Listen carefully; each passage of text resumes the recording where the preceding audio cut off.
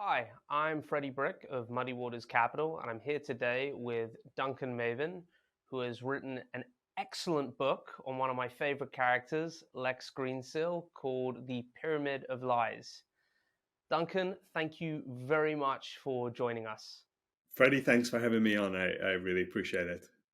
So, I want to dive right in. Lex Greensill fascinates me because I think this is the best story that no one really knows in as much detail as they should.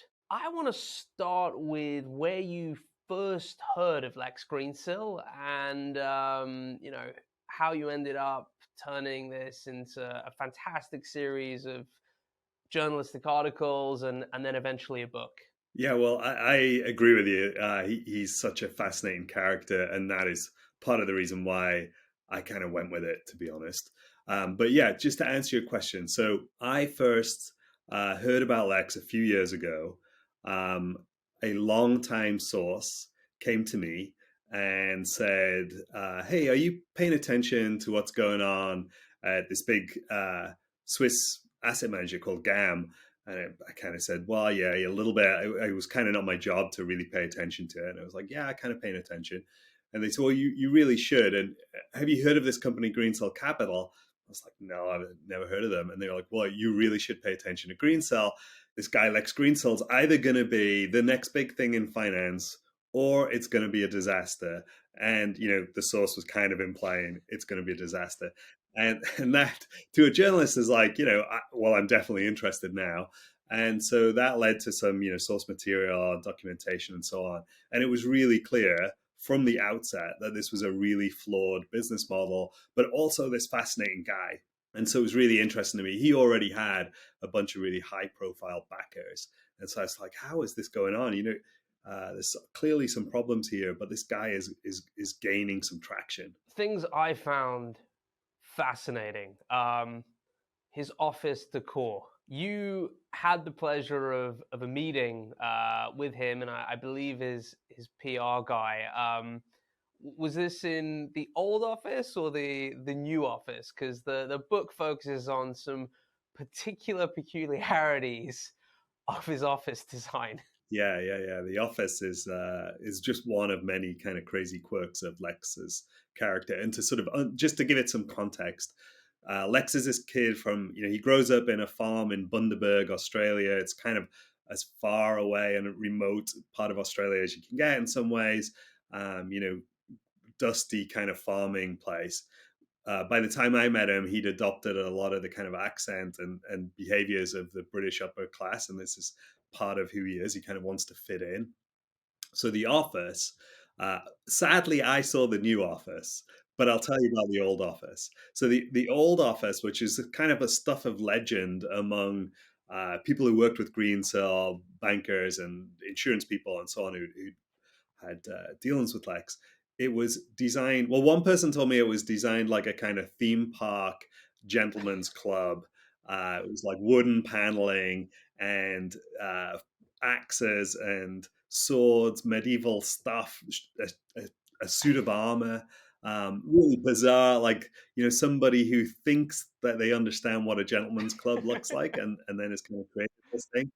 By the time I went to see it, it had changed and it had become something else. And the reason was because so many people had made fun of it.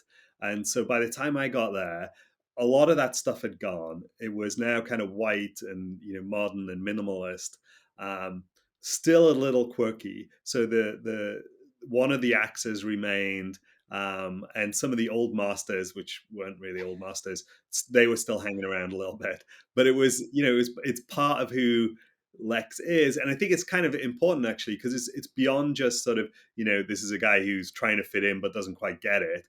It's also about really trying to court like the establishment and the bankers. He really understands that there's money to be had if I can portray myself in the right way. And yeah, he gets it wrong from time to time, but he's constantly tweaking it to try and attract people with money. I think that's actually a very interesting point there because, and I want to get into what the actual business was and how it's the oldest business that's ever existed in finance, and how he convinced people it was something else is quite masterful, and the environment that fits within. But the fancy office thing is really interesting, because it's hard not to be impressed when you go into a really nice looking office and you're thinking to yourself, well, I mean, this must be just kind of chicken feed on the floor if they've got, and it sounds like he got the kind of taste point a little bit off, but you often see it with sort of big New York hedge funds, and you think like, geez, this place looks like an art gallery, and everyone here looks like they've just walked off a runway, but they're also really smart and they can do a triathlon equally. So I think it is very interesting how you create that persona. Um, but before we get into that, I want to talk about the business itself. What he was claiming it was, what it actually was, and what investors thought it was. What he was selling was supply chain finance. And at its core, supply chain finance is a fairly straightforward, interesting, but not that exciting business. Essentially, it's funding transactions between buyers and sellers of goods. So buyers want to they want to pay for goods as far out as they can, and suppliers want to get paid up front. And so a bank or some financial intermediary comes in the middle and says, "Hey, I'll make sure everybody gets paid. The money goes where it should go when those people want it, and I'm going to take a cut of the deal." That's a pretty old business. I mean, that's a really, really old business. There have been some tweaks since the 80s, some different sort of elements of it. People have been trying to find little ways to make a bit more money out of it. In Spain, there had been some elements of it that had changed. In the car industry, there had been little bits and pieces that had changed.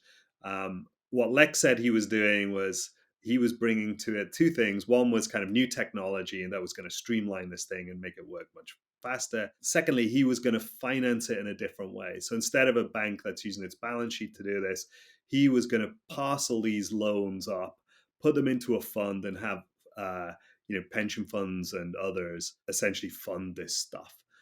So all so good so far. Pretty straightforward. It sounds like an okay business. The reality is that business, pretty obviously, it doesn't really pay very much. I mean, it's like short-term loans. It's kind of funding small transactions. It just doesn't pay very much. And so, although Lex was able to do this by the end on a pretty big scale, right? He's able to attract some big blue chip companies. He's having to do that at no return to almost at times he's losing money on the big deals. But he doesn't mind, because what that's doing is creating an impression of scale and credibility, right? So he's able to deal with billions and billions of dollars of transactions, and he's able to work with companies that have good names and are blue chip companies. But he's making no money. So at the same time as that's going on, he wants to be a tech company with a tech valuation. So to do that, you need to make money, and you need to show that you are making more and more money every year. You can't do that with supply chain finance. So instead, in addition to this supply chain finance stuff, Lex is also just making a lot of high yield loans. And those are going to typically a handful of clients. There were one or two really big ones, and there are some others that are like his neighbor or the guy who's the cousin of another guy at Greensill. It's a real mixed bag of high yield stuff, for want of a better phrase.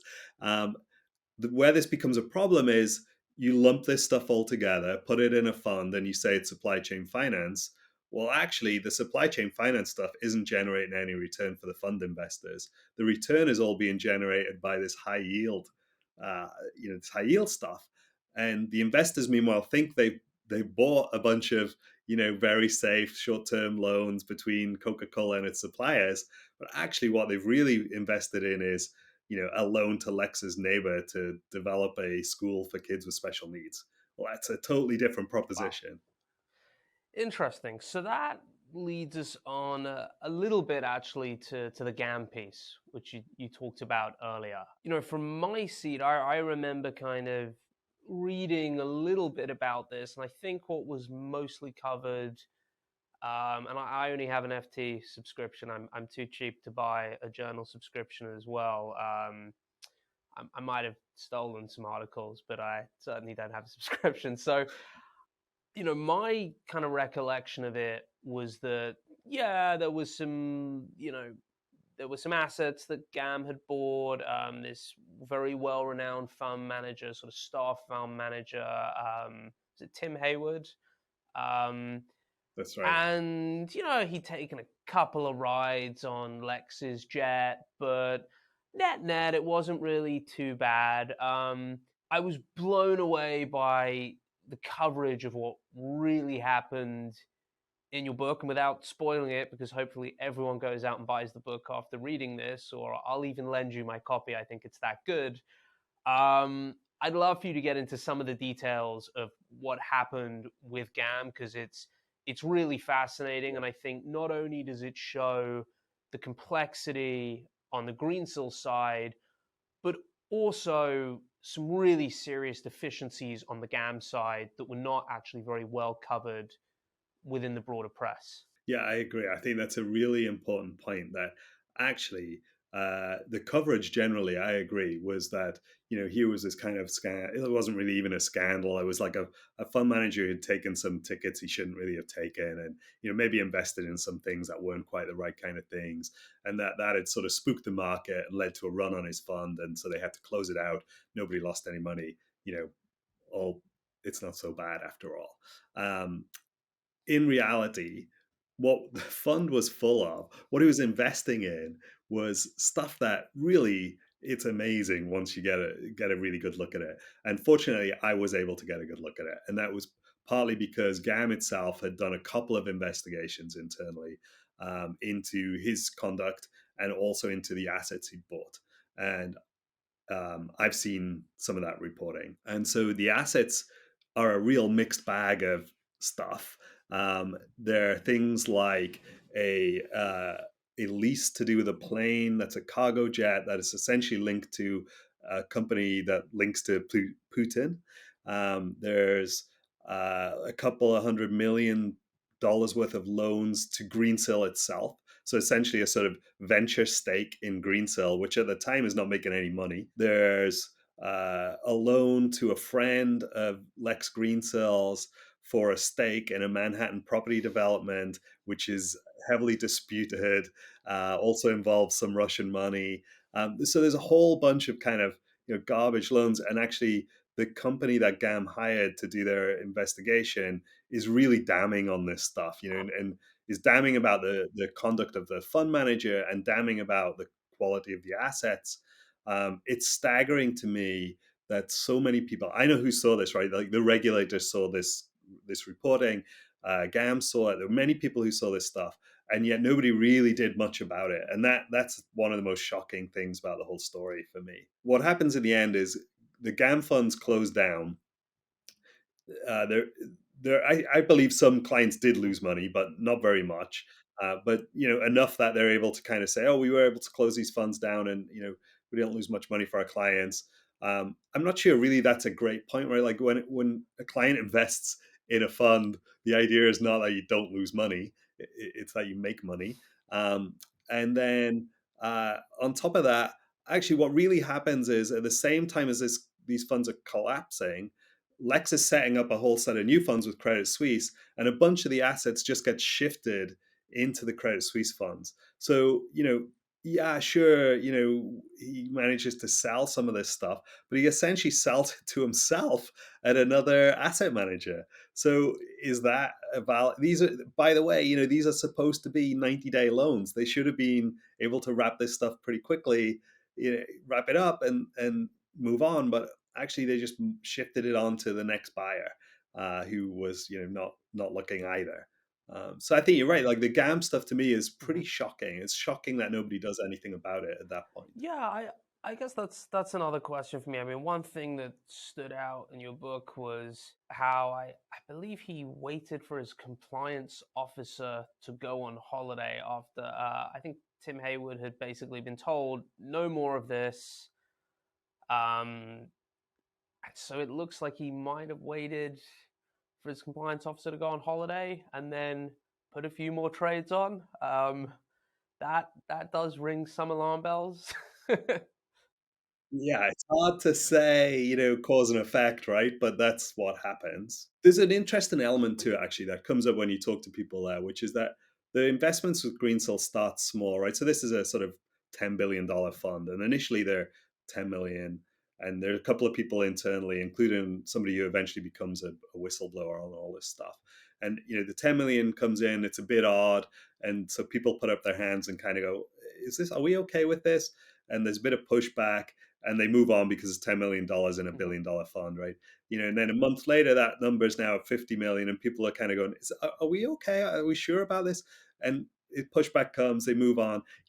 By the time you hit sort of where the numbers are starting to be really big, billions, it's already sort of the relationship's already established, and so many people have kind of raised their hands but allowed it to pass, that I think some people are kind of feeling like, well, maybe like I'm part of the problem now. I didn't stop it. It's a real kind of boiling frog thing, right? Where people are aware of a problem early on, but it's not such a big problem.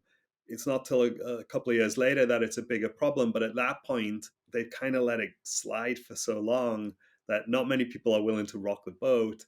In the case of GAM, there is one guy who stands up and says this is all wrong, and that sort of starts the unraveling of it all. So yeah, I want to discuss here the role of the whistleblower, and I want to get also your perspective on the way that individual was ultimately sort of treated and really punished, as is very often the case with whistleblowers, and also your opinion on the regulatory agencies within the UK and more broadly, and how they interacted with this, because I think it plays actually a very key part in something that could have been shut down earlier, really metastatizing through the financial system.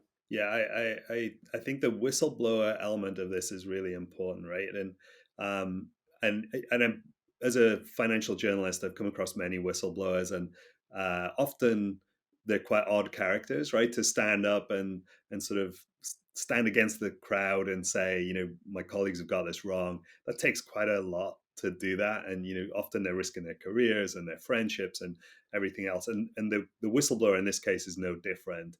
Some context is this whistleblower had been a colleague of the fund manager involved for many years. It's quite well respected, you know, um, and essentially ended his career in finance by doing this. I think that's not unusual for a whistleblower, especially in the UK, right? It's a different regime, obviously, in the US, where as a whistleblower, there's a financial incentive potentially. In the UK, there's not much benefit to blowing the whistle from a personal level. The real motivation often is, if I don't blow the whistle, I might go to jail. And I know some stuff, it's bad, I better speak up, because if I don't, I might go to jail. And I think that was part of the motivation for the whistleblower in the GAM case too. Sort of looking at what was going on and saying, well, I think this is really wrong. I want to speak up, A, because it's wrong, but B, because I don't want to get the blame for it. The consequences, as I say, are pretty bad. I mean, I think there's been a lot of discussion in the UK around whistleblowers over the last few years and our whistleblowing regime here. And I think there's clearly a need for a real revamp. I mean, one of the things that bothers me always is, what happens to whistleblowers who are wrong? They often also get their lives are destroyed, but you sort of need an environment where people can put their hands up and say, hey, I think something's wrong. And even whether they're right or wrong, there shouldn't be so many bad consequences. But right now in the UK, you've got a sort of regime where if you're right or you're wrong, you're probably putting your career on the line when you put your hand up. And I hate saying that as a financial journalist, because we sort of rely on whistleblowers quite often to tell us stuff. I hate to say that it's bad for whistleblowers, but unfortunately, I think it's probably true. I think you're right. The financial regulator in the UK, in my mind, I mean, they saw all the same stuff that I've seen. They heard what the whistleblower had to say. They took ages, years to come to any sort of conclusion on what had happened at GAM. By the time they came to their conclusion, Greensill had already imploded. It moved on to Credit Suisse and destroyed billions of dollars of value there instead. It was sort of a moot point. Like it almost didn't really matter what they said about what happened at GAM because that was 2 scandals Right. ago. They were way too late on that one. So yeah, I think the financial regulator has a big role to play in what happens at Greensill. I think, the other thing I would say about them is that when you talk to them, their view is, well, first of all, we didn't regulate Greensill. We regulated GAM, but not Greensill.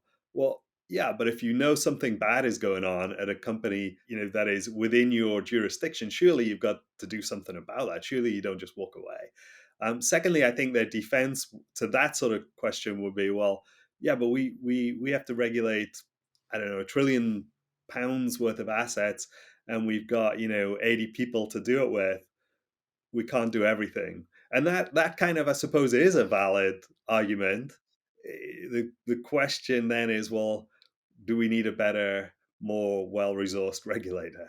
Yeah. Well, speaking of people who have plenty of resources but also didn't do the work, General Atlantic and SoftBank, I think what I found most shocking, unlike other scams where, if you take Theranos, for example, lots of people will tell you, well, this was compartmentalized and we just thought everyone else was doing a great job and that we were doing terribly. And then the little bit over here would tell you we thought we were doing a terrible job, but everyone else was doing great. And you have these kind of masters of compartmentalization. The issues within Greensill and where the loans were being made and the counterparties and the risks involved with them didn't seem to have been hidden from the board. And it didn't seem to really be hidden from the investors either, and yet they still invested,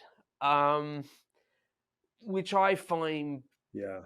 baffling because when you see a financial racing at 100 miles an hour and you're allegedly smart money as General Atlantic is supposed to be, and well, cat's out the bag on SoftBank not being that smart, you would think you would run 100 miles from that kind of business. What do you make of their willingness to overlook these things, and how much of a role do you think Lex himself played in that?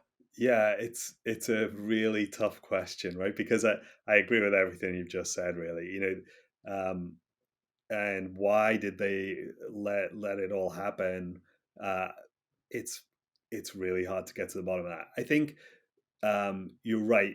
The bad loans, the problems were not really hidden. Lex was fairly open about all that stuff. I know that because I've seen evidence that at board meetings and so on, he would sort of put the numbers in front of everybody, and they would clearly illustrate the risk. What I've been told is, at those board meetings, when people said, well, what about our exposure to XYZ? Like, what about, do we think that's a problem? He was pretty good at kind of saying, don't worry about it. I've got it all in hand. And, that was enough for the board, which seems really strange to me. The board didn't feel like maybe they should do a bit more digging, but that seemed to be how he got away with it, was just to say, look, here are all the problems, and they kind of say, okay. And he said, but don't worry about it. I've got it covered. And that's enough. How they got involved, I think, is also interesting, right? So General Atlantic, yeah, reputation is fantastic.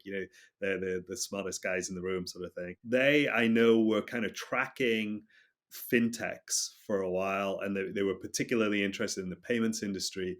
They had tracked Lex for a number of years. They sort of introduced some of their portfolio companies to Greensill, testing out the waters a little bit.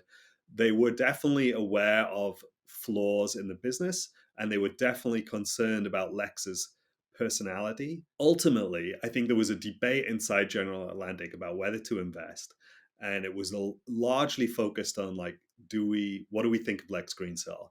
And ultimately, I think they decided that their job was to invest in difficult companies that had challenges.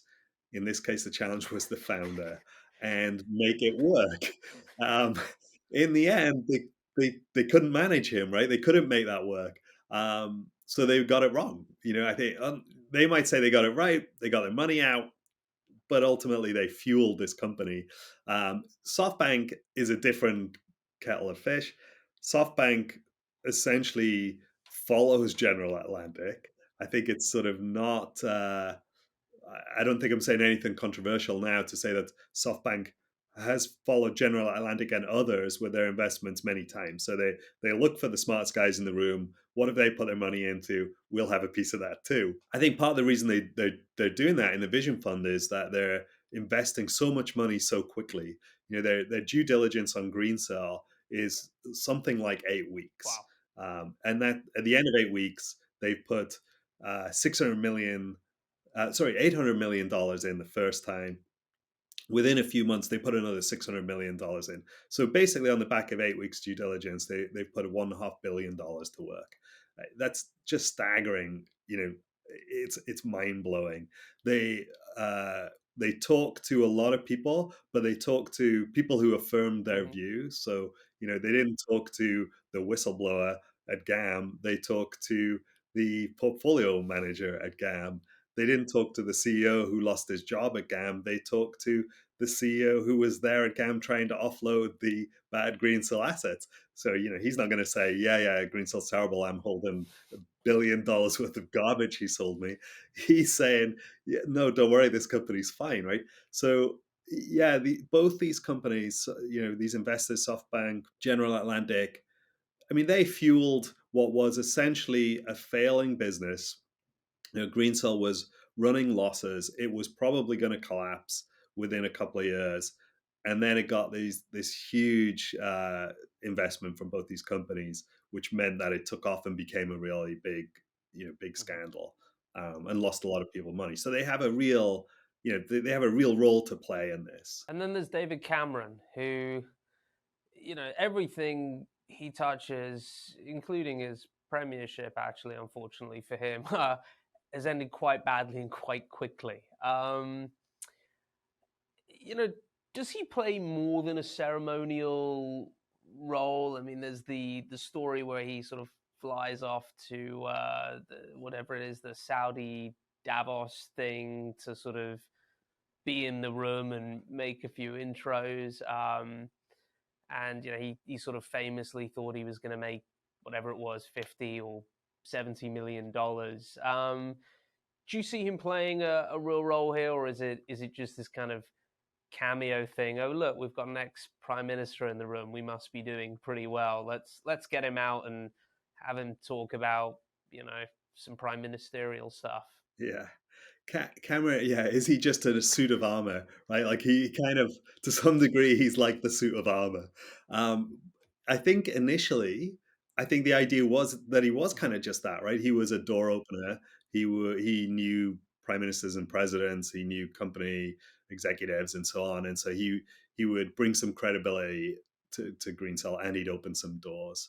I think that was his role, and certainly within Greensill, there was a lot of within Greensill Capital, there was a lot of frustration among some of the senior executives that they were paying a lot of money to this guy and he wasn't doing anything. He's showing up to a meeting once a month and in doing handshakes and that kind of thing. And he was being reasonably well paid for that. I think what happens later is actually his role becomes pretty Mhm. significant. And you talked at the start about why this scandal is such a big deal, and part of it for me is because it has this extra political element in the UK. And so what happens during COVID is that when the UK government decides to start issuing loans to help businesses deal with COVID, Greensill sees that as a huge opportunity, right? This is suddenly I can get government funding. That's Mhm. amazing, much better than the pension fund funding I've got before. Sticky and great money. I want some of that. And who can help me get that? Well, I've got this guy, David Cameron, I'm paying him. So Lex is like bombarding Cameron with messages to say, come on, you got to start paying for this. I'm paying you a lot of money. You got to start texting your old friends. You got to start WhatsApping your friends and get them to give me some loans. And so Cameron is like working the phones, like, the new sales guy, like crazy, sometimes getting through, sometimes getting knocked back.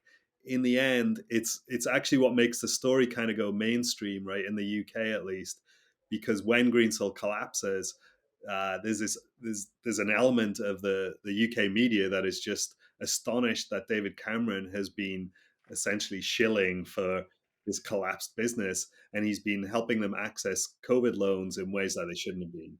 I found that to be, I guess, particularly distasteful because it really did bear all the just rampant cronyism. And I think we all know it goes on in some form, but it's particularly demeaning to have a former prime minister reduced to just begging ministers for, you know, couple hundred million there, couple hundred million here in order to kind of keep something he's involved with afloat.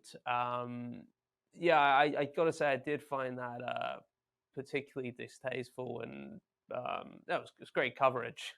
It's an interesting, interesting question. Why did he work for Greensill, right? And Lex had sort of been involved in government for best part of a decade, essentially. He'd come in really through another connection he had at Morgan Stanley, who was a former civil servant, who was a very senior and well-respected civil servant who'd met Lex at Morgan Stanley and then brought him in, partly because the UK government was looking for ways to save money, and one of the ways they'd identified was to use supply chain finance. And so this civil servant says, hey, well, I know a guy who knows about supply chain finance.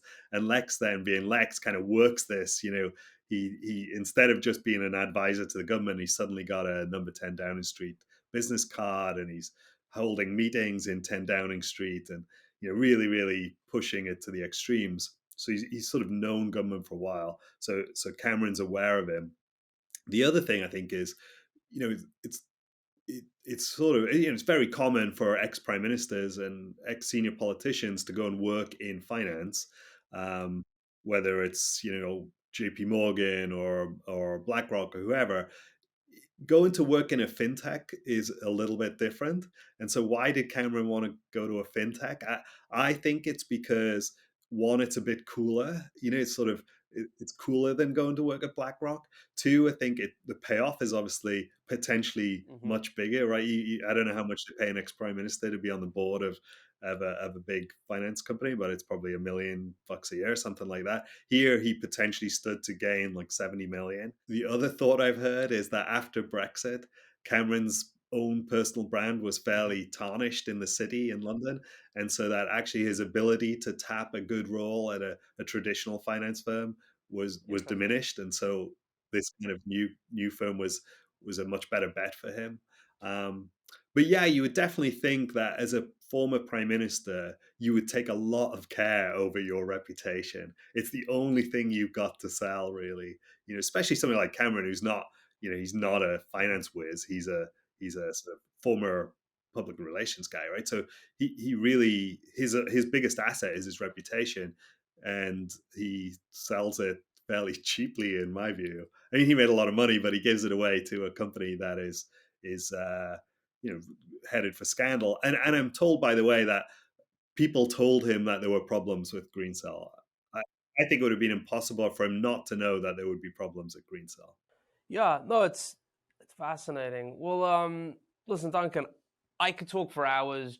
Genuinely, thoroughly enjoyed your book. But if we keep going here, no one's going to read it because we're going to give everything away. I really want to thank you for coming on Zeros, and also for genuinely writing my personal favorite book of the year. And I do recommend strongly that anyone who's really interested in the kind of overlap between sleaze, politics, finance, venture capital, and just personality, I really would recommend going out and getting the book. It's a fantastic read, and yeah, you did a really great job covering it over the years. So thank you very much, Duncan. Great to have you on, and really appreciate the time today. Thanks very much, Freddie. I really appreciate your interest and your kind words about my book. I'm glad you liked it.